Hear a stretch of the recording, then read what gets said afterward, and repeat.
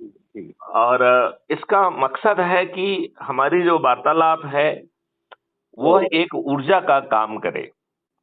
बराबर। यदि हमारा सोच और चिंतन अभी इमीडिएटली ग्राउंड पर फलीभूत नहीं भी होता है, तो हाँ आगे चलकर वो ऊर्जा के फॉर्म में अपना हाँ। काम करे और हमें महापरिवर्तित भारत, बच्चों को महापरिवर्तित भारत देने में सहायक हो, और फ्यूचर जनरेशन को उसका फायदा हो जाए। फ्यूचर की जनरेशन को फायदा हो। तो क्राइम फ्री भारत मिशन ने हाँ 21 लक्ष्यों को 21 ऑब्जेक्टिव के साथ 5 फंडामेंटल राइट देने का एक ऐसा सिस्टम बनाया है जिसमें हाँ हाँ। भारत सरकार के ऊपर कोई व्यवहार नहीं आएगा बराबर। और भारत सरकार की आमदनी 20 गुना बढ़ जाएगी।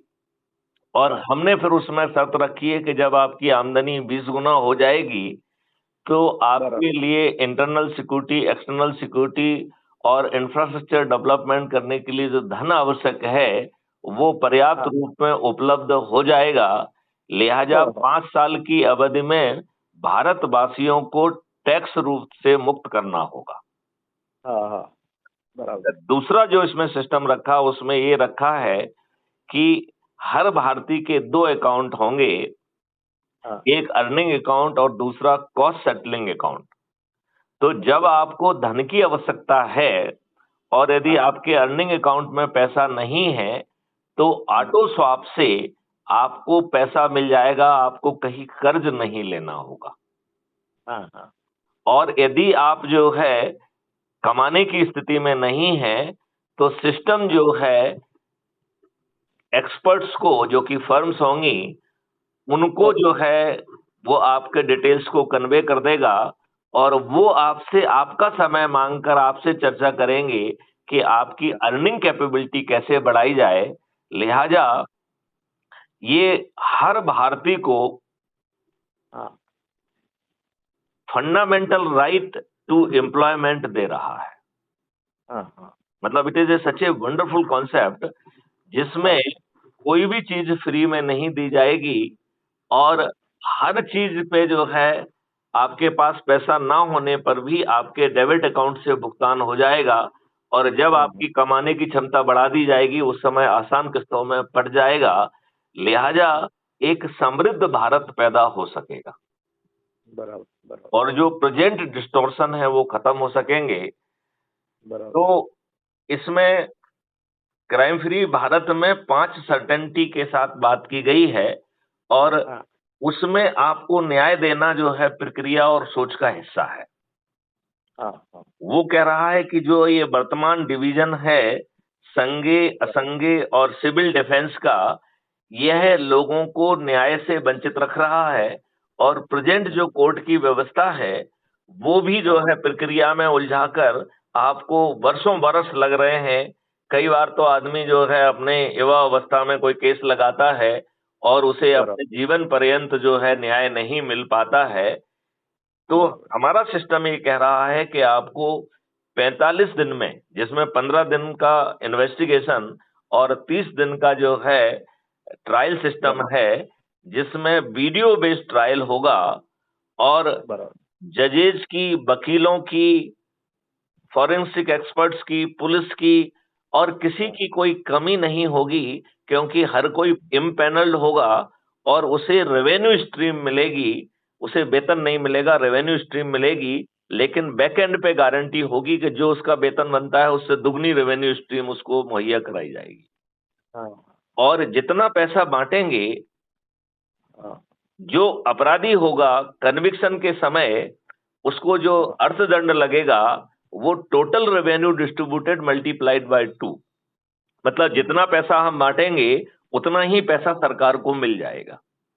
और हाँ इस सिस्टम से सरकार को आज जो वो तमाम सोर्सेज से पैसा कमा पा रही है उसका 10 गुना पैसा उसके पास पहुंच जाएगा।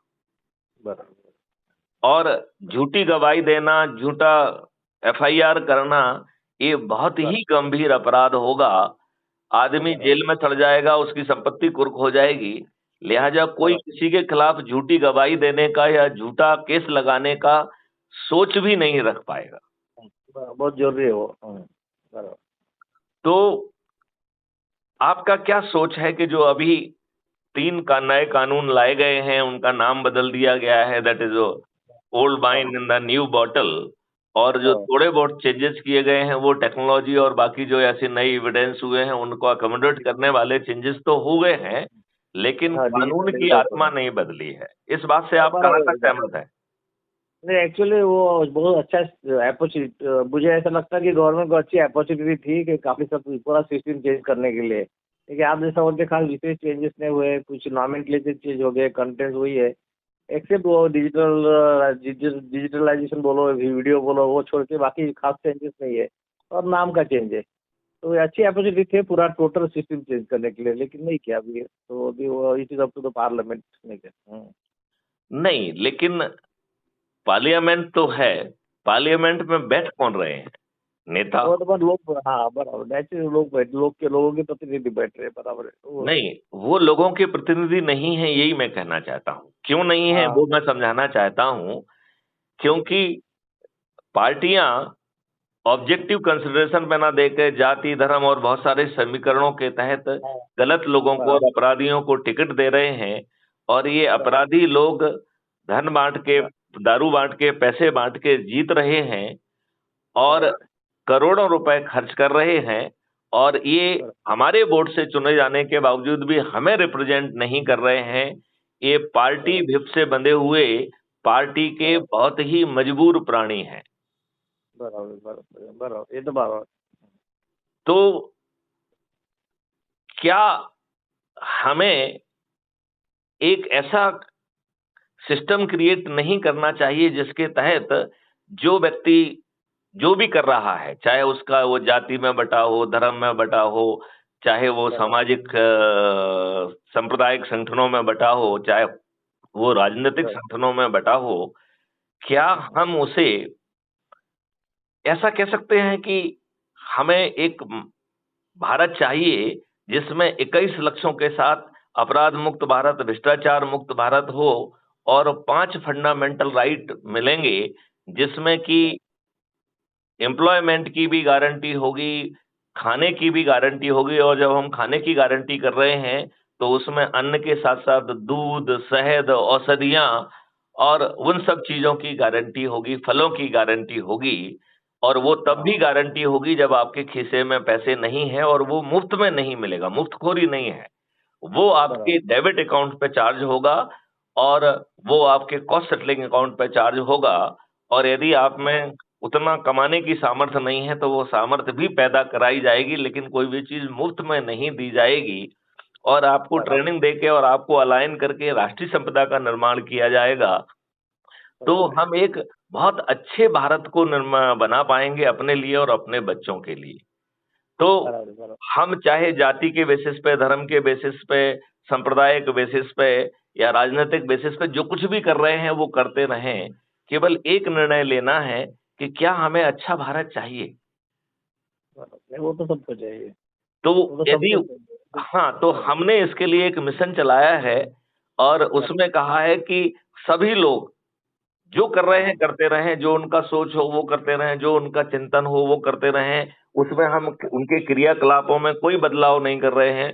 केवल एक प्रार्थना कर रहे हैं कि इस अद्भुत भारत को जो है पैदा करने में मात्र 9 दिन लगेंगे, और हमें 9 दिन का एक सरल उपाय और शपथ लेना है कि हमें ऐसा भारत चाहिए, और क्राइम बराबर फ्री भारत मिशन के ऐप को डाउनलोड करके अपने हाँ परिवार के सदस्य, अपने रिश्तेदार, अपने मित्र, अपने आसपास रहने वाले पड़ोसी, और जिन संगठनों से, जिन ऑर्गेनाइजेशन से हम जुड़े रहे हैं, बराबर उनके 10-10 ऊर्जावान लोगों को शपथकृत कर, संकल्पित करके 9 दिन में यदि हम जोड़ते हैं तो बराबर हम 100 करोड़ हो जाएंगे। बराबर और ये 100 करोड़ लोग यदि छत पर चढ़कर, थाली बजाकर, दीपक जलाकर ये कहेंगे कि हम जो कुछ भी हमारे सोच और चिंतन है वो तो है ही है, वो बनी रहेगी, लेकिन हमें हाँ 21 लक्षों और 5 फंडामेंटल राइट के साथ एक अद्भुत भारत चाहिए, तो आज बराबर हमारे वोट से चुने हुए नेता हमारी बात सुनने के लिए मजबूर हो जाएंगे कि नहीं हो जाएंगे? बराबर बराबर, अच्छा के लिए कोई भी क्या हो जाएगा। अच्छा, अब यदि हम ये माने कि किसी अहम के कारण या किसी अन्य कंसिडरेशन के कारण यदि वो हमारी बात को नजरअंदाज करते हैं, तो जो लोग अधिक से अधिक लोगों को जोड़कर ऐसे 543 लोग जो सबसे अधिक लोगों को जोड़ने की मेरिट लिस्ट में आएंगे, उन्हें यदि हम सांसद का टिकट दे देंगे और ये जो 100 करोड़ लोग हैं वो छत पर चढ़कर संकल्प लेंगे कि वो अपने चंद्रगुप्तों को जो है ना विजयी बनाएंगे, तो ये इन चंद्रगुप्तों को जो कि 543 मेरिट लिस्ट में आएंगे, उन्हें बिना 5 पैसे खर्च किए टिकट मिल जाएगा और बिना 5 पैसे खर्च किए ना लीफलेट, ना होर्डिंग, ना कुछ, बिना खर्च के वो विजयी हो जाएंगे कि नहीं हो जाएंगे? बराबर।